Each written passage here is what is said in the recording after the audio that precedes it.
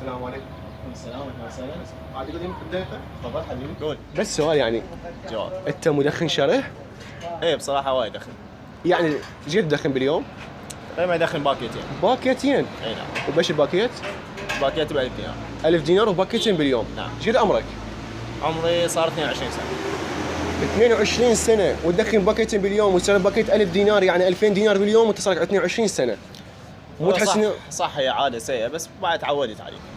يعني 22 باكيتين باليوم باكيت 1000 لان اعداد زوجية انت مثلا استخدمنا الفلوس تدابن على السجاير اقل مولك يعني لو تحسبها هسه تغرى وتغرى تجمع ذني السوالف لو تحسبها اقل مولك عندك انت هاي المطعم اقل مولك هاي المطعم عشان ملكك.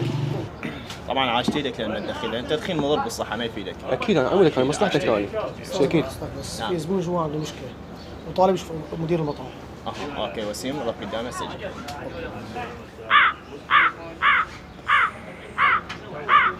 هذا قال اريد مدير المطعم اي نعم. ومن حيقوم؟ هاي مدير المطعم.